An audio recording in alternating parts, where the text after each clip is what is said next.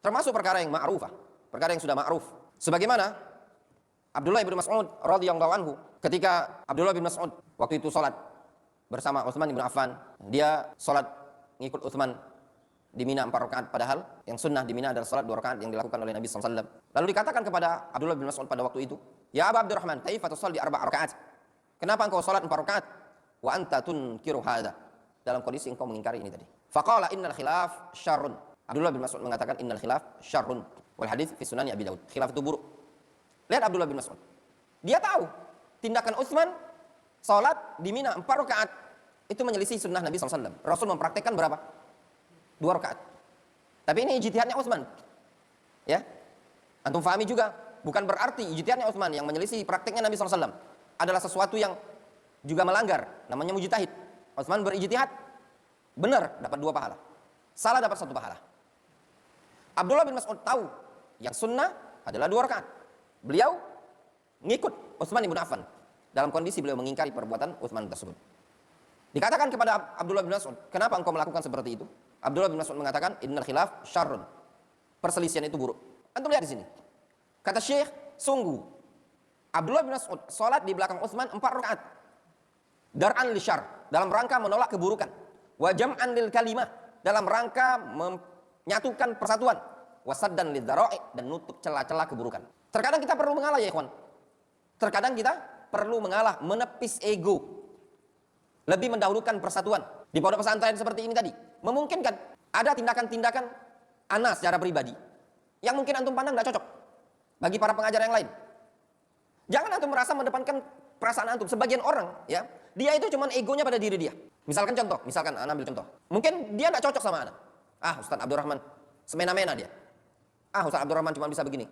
Ingat ya ikhwan, jangan dikira ketika antum tidak cocok sama orang, bahwasanya diri antum itu sempurna. Wa minal akhta, termasuk kesalahan seseorang itu di dalam bermuamalah. Dia itu menilai tentang orang lain, tapi dia tidak menilai dirinya. Ini dalam dunia kerja, dalam dunia dakwah, dalam dunia pesantren, dalam dunia segala macam.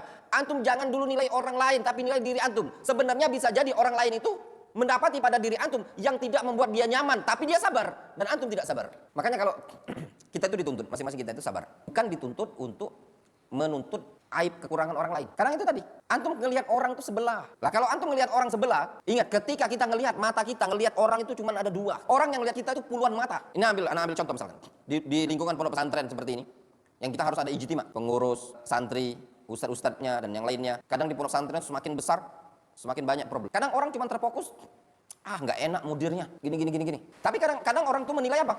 Aduh, ini kok banyak berat sekali, berat begini. Sebenarnya antum yang nggak susah mendisiplinkan diri. Kebanyakan orang di suatu pondok pesantren ya, atau di lingkungan pesantren, kadang dia ngelihat kekurangan orang lain.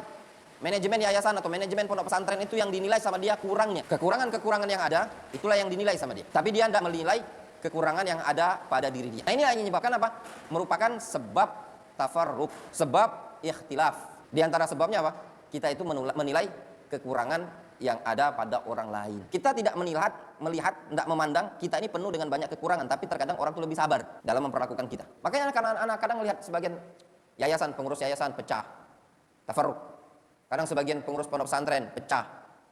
Sebagian majelis pengajian pecah. Itu sebab apa? Karena dia melihat kekurangan orang lain. Dia tidak melihat kekurangan yang ada pada diri dia. Sehingga ketika dia melihat kekurangan pada orang lain, dia akan pergi. Dia tidak nyaman. Kadang dengan bahasa, wah ini orang semena-mena. Padahal dia saja sendiri belum tentu menunaikan haknya orang lain itu dengan tepat dan benar. Nah ini yang kurang disadari. Dan terkadang juga sebab perpecahan itu yang disebutkan oleh beliau. Orang yang kurang mandang, berpikir, apa sih maslahatnya gitu loh. Apa sih pandangannya? Contoh misalkan, ketika mendapati di suatu tempat lembaga dia mengajar, dia mendapati ada hal-hal yang mungkin dia pandang, padahal bukan ada penyimpangan. Dia memikirkan, aku keluar saja. Padahal dia itu pengajar inti di tempat itu tadi. Anak-anak kaum muslimin, nggak ada guru, nggak ada pengajar. Dianya juga belum tentu dapat tempat terbaik. Itu yang didahulukan apa? Tafarruq. Yang lebih didahulukan apa? Perpecahan. Coba kalau taroyus, ya, waktu ada, tenang, pelan-pelan, ta'ani, sabar dulu, jalani dulu. Ada masalah, selesaikan. Bukan lari dari masalah. Ingat, seorang da'i, ya, seorang ustaz itu harus bisa menyelesaikan masalah, bukan lari dari masalah. Orang yang lari dari masalah, hakikatnya adalah orang yang tidak layak menjadi pendakwah. Kenapa? Karena para nabi, para rasul adalah orang-orang yang bisa menyelesaikan masalah, bukan lari dari masalah. Itu sifatnya para dai, sifatnya para rasul. Dia bisa menyelesaikan masalah, bukan lari dari suatu masalah. Kalau lari, ini bukan sifatnya seorang pendakwah. Antum ada masalah di mana? Antum misalkan di pondok pesantren, antum ada masalah sama teman, bukan antum kabur, selesaikan. Apa masalahnya? Kalau kabur, tidak menyelesaikan masalah. Kenapa? Ketika antum kabur, antum akan bertemu dengan masalah yang lain. Nggak ada. Makanya anak kalau santri kabur, itu bukan masalah. Itu dia lari dari masalah. Dan dia akan pindah ke masalah yang berikutnya. Nggak. Hidup ini penuh dengan masalah apa enggak? Antum fi marhalati thalabil ilm. Kondisi marhalanya antum thalabil ilm. Ada masalah, antum selesaikan. Latih menyelesaikan masalah. Antum seorang da'i, pendakwah. Ada masalah, hadapi, jangan lari. Meskipun bukit itu runtuh. Wa in kana makruhum litazula minhul jibal. Hadapi masalah tersebut. Sebesar apapun makar orang, jangan antum lari. Bukan jiwa seorang dai lari dari masalah. Kalau anda pribadi melihat seorang dai yang lari dari masalah, itu namanya dai karbitan, mental kerupuk. Anda tanya sama antum, para nabi, para rasul lari dari masalah apa enggak? Enggak ada para nabi, para rasul itu lari dari masalah. Mereka menyelesaikan masalah yang ada. Problem diselesaikan, hadapi. Enggak ada lari. Nanti antum ketemu masalah yang lain, gimana menyelesaikannya? Pindah antum, gimana menyelesaikannya? Nah, inilah pentingnya tadi untuk as-sabru, menjaga ijtima', menjaga at-ta'aluf, itu lebih didahulukan.